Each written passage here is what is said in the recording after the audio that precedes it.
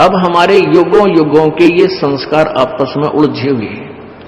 अभी उन जीवे संस्कारों को अब आप आगे परमात्मा के उस हॉस्पिटल में जहां तुम्हारे जन्म और मृत्यु का रोग कटेगा, जन्म मृत्यु के रोग को काटने के लिए जो भी ट्रीटमेंट डॉक्टर ने करना है वो करेगा ही करेगा। फिर मरीज ने ऑब्जेक्शन नहीं होना चाहिए, या तो फिर प्रवेश नहीं ले उस हॉस्पिटल में, एडमिट ना हुआ है, एडमिट हो जाए तो फिर समर्पण कर दे, कुछ भी करे डॉक्टर। अगर डॉक्टर होगा तो आपको रोग मुक्त करके छोड़ेगा। ये नकली डॉक्टर हॉस्पिटल बना रहे हैं, वो तो जीव के दुश्मन है, ये नकली संत। लेकिन ये हॉस्पिटल वो है जो आपके जन्म मरण के रोग को काटेगा, और कबीर परमात्मा ही आपका दुख निवारण कर सकता है। इन संस्कारों को सुलझाना है उसने। अब देखो, परमात्मा जो करेगा उसके तो हाथ में कलम है, वो कुछ भी लिख सकता है, कुछ भी काट सकता है। वो कबीर जी है, सतगुरु हाथ लेखनी सब भैया, बही माने पैड और लेखनी कलम। उस परमात्मा के हाथ में आपकी पैड और कलम है। सतगुरु जो चाहे सो कर ही, 14 कोट दूत जम डर ही, ऊत भूत जम त्रास निवारे और चित्रगुप्त के कागज पाड़े। अब जैसे प्रसंग जो चल रहा था उसकी भूमिका बनाई है कि एक बेटी के 3 गर्भ खराब हो गए और दिल टूट गया उनका। बार बार ये कहते जी देखो हमने नाम भी ले रखा है।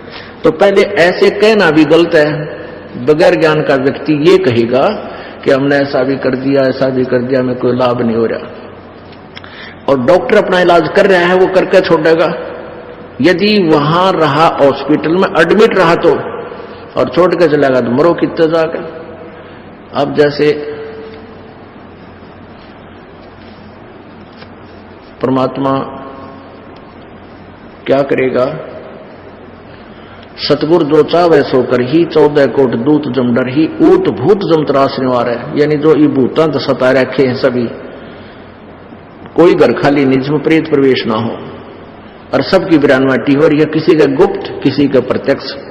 ये जो हानि, जैसे आदमी बैठा है और बैठा बैठा इसी मरोड़ी लाओगा भूत अंदर थे, चल उसके नो करूंगा, लड़ूंगा, जाकर लड़ाई करवा दे, लट्ठम लट्ठा दोनों थाने में होगी बिरानवाटी। तो ये अर्ज परमात्मा की शरण में हम आ जाएंगे, परमात्मा हमारे संबंध को सेट करेगा, ज्ञान रूपी डंडे मारेगा इसको बिल्कुल सेंटर में चालेगा, इसको लगाम गाल देगा। तो फिर हमारे सुलझेड़े होंगे, ये भूत बाज जाएंगे फिर। तो कहने का भाव ये है कि परमात्मा जैसे पांडवों को जब युधिष्ठिर जी गद्दी पर बैठाए तो उनको कुछ दिन के बाद बुरे बुरे स्वप्न आने लगे। मरे हुए आदमी दिखे, हाहाकार माचरी नुआओ सर कटे हुए। तो उन्होंने यज्ञ करने की सलाह दी उनको श्री कृष्ण जी ने कि तुम्हें प्रेत आत्मा सता रही है, और उसके लिए बहुत बड़ा यज्ञ किया गया जिसमें सब देवता ऋषि आकर भोजन खा गए। वो यज्ञ संपूर्ण नहीं हुआ, उनके 3 ताप भी नहीं कटे। तो कबीर परमेश्वर जी द्वापर युग में आए हुए थे करुणामय नाम से, और स्वयं अपने शिष्य सुदर्शन का रूप धारण करके उनकी यज्ञ में गए। तब उनका शंख बजा, यज्ञ पूर्ण हुई, और वो भूत भी तब उनसे दूर हुए जब परमात्मा ने आकर उनका अन्न ग्रहण किया। कहते तुम कौन राम का जपते जापम तात कटे ना तीनू तापम। अब हम उस प्रसंग पर आते हैं कि वो ये भी मन में हमारे नहीं आना चाहिए। ये ज्ञानहीन ही ऐसे जो है ना सोचता है कि मैंने इतना दान कर दिया, इतनी जो चढ़ा जी फलान कर दिया। अरे एक टेबलेट से ठीक ना हो तो 2 खावे, जो दर्द है वो हो सकता है 1 महीना भी खानी पड़ जाए लगातार। तो ऐसे ही इस धर्म के जो भी बताया जाता है उसको बढ़ाने से ही आपका समाधान होगा, उसका छोड़ देने से नहीं। अब जैसे इस हॉस्पिटल ने छोड़ जाओगे तो फिर आप कितने दुख पाओ, कोई दिक्कत नहीं। और हॉस्पिटल ना छोड़ियो, यानी यहां से हटियो मत, फिर देखना कुछ दिनों में क्या क्या सुख देगा। परमात्मा कहते हैं द्वार धनी के पड़ा रहे और धक्के धनी के खावे, और 100 काल झकझोली पर द्वार छोड़ नहीं जावे। यहां से कितना तुमने झटके लग गए, नदी खाए, दो नुकसान हो गया, नहीं, वो नुकसान बहुत भयंकर होना हो और थोड़े में बच रहा है, ये सच कर मान लेना। जैसे सर्दियों में सर्दी ज्यादा हो जाती है और किसी ने कंबल ओढ़ रखा है और फिर भी सर्दी महसूस हो रही है, और वो यूं सोचा है कि देख मैंने कंबल भी ओढ़ लिया, सर्दी फिर भी लग रही है, मैं नहीं रखता है कंबल न फेंक दूं उठा के। ऐसा तो कोई अनाड़ी कर सकता है, समझदार नहीं कर सकता, तो याज्ञा नहीं कर सकता है। तो उसका समाधान कंबल फेंक देना नहीं। आपने कंबल लिया है, कंबल ने जितनी उसकी क्षमता है उतना प्रोटेक्शन दे रखे आपको, और सर्दी ज्यादा है तो कंबल के स्थान पर रजाई ले, यानी उसी को उस तरह का प्रोटेक्शन बढ़ा घटा मत, तब जान बचेगी।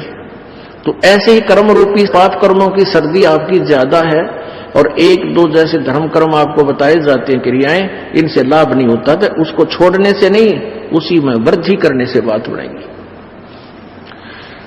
तो जैसे ये प्रसंग चल रहा है कि उस बहन के 3 गर्भ खराब हो गए, पर उनका सौभाग्य था कि वो कहीं और गई को ना, क्योंकि वो पहले से नाम ले रखे थे और परमात्मा ने पहले उनको कई सुख दे रखे थे। तो फिर उनको समझा बुझा के, क्योंकि पहले इतने थोड़ी संगत थी और बकाने वाले गणे हुआ करते, फिर भी उनका सौभाग्य था वो टिके रहे।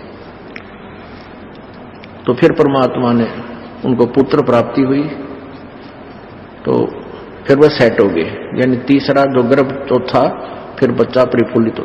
कहने का भाव यह है कि वो जो बच्चे थे वो मनमाने कोई से दुखदायी तत्व हो पिछले जन्म के आपके, बड़े होकर को डाक के मारे, को चोरी करे, को बहू न सता दे, अब लड़का मर जा सारे जेल में, मैंने इस प्रकार का कोई दुखदायी तत्व था, तो परमात्मा ने उसका पहले ही फैसला आपका कर दिया, क्योंकि आपको परमात्मा ने अपना मान लिया, और अपना के साथ फिर वो किसी तरह ट्रीटमेंट करे, कितना ही उसको किसी तरह रखे, उसको सुख ही देगा, दुख नहीं देगा।